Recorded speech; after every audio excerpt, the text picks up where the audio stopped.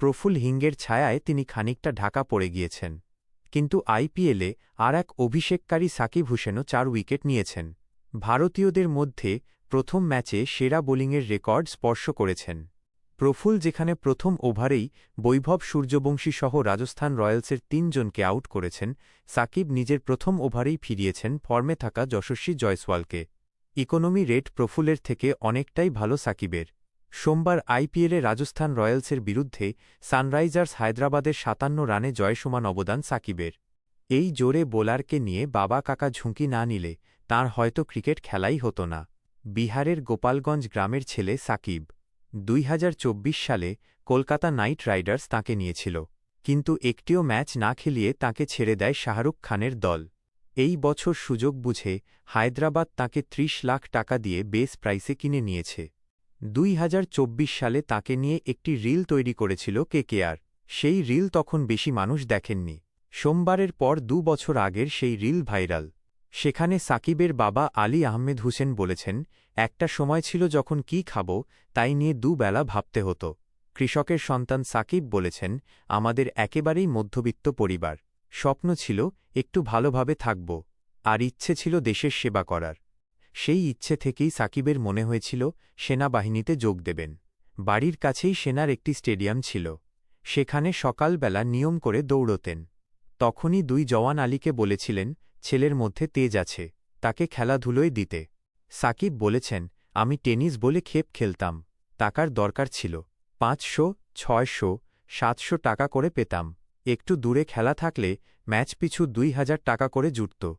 আলী জানিয়েছেন, যখন ওকে খেলার কথা বলা হয়েছিল তখনই ও ঠিক করে নিয়েছিল ক্রিকেটই খেলবে, কিন্তু ক্রিকেট খেলায় প্রথম এবং প্রধান বাধা ছিল অর্থ।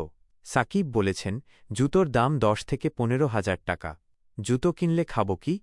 সাকিবের এই প্রশ্নের জবাব দিয়েছিলেন মা সুবুক তারা খাতুন। বলেছেন, একদিন ছেলে কাঁদতে কাঁদতে এসে বলল, মা, আমার জুতো নেই, খেলব কি করে? আমার কাছে অত টাকা ছিল না।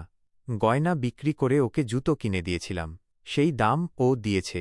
চোখের জল ধরে রাখতে পারেননি সুবুক তারা। সাকিবের কাকা আহমেদ হুসেন বলেছেন, ওর উপর আমাদের ভরসা ছিল, তাই ঝুঁকি নেওয়ার সাহস দেখিয়েছিলাম। যা পরিশ্রম করত বা এখনও করে তাতে মনে হয়েছিল কিছু না কিছু করবে। সৈয়দ মুস্তাক আলী টি-২০ প্রতিযোগিতায় বিহারের হয়ে একটি ম্যাচে ভালো বল করেন সাকিব।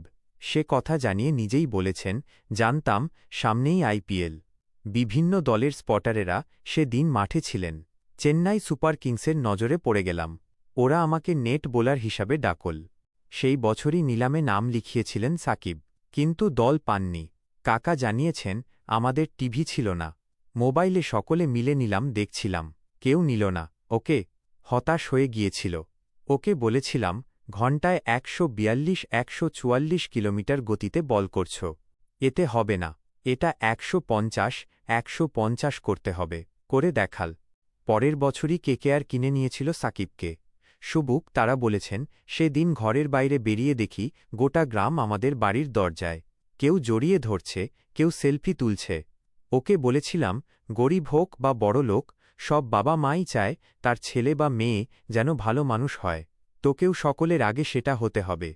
আলী বলেছেন, ও মা বাবার দুঃখটা বোঝে, জানে কি কষ্ট করে ওকে বাবা মা মানুষ করেছে। সুবুক তারার মতো আলীরও চোখের জল আর বাদ মানে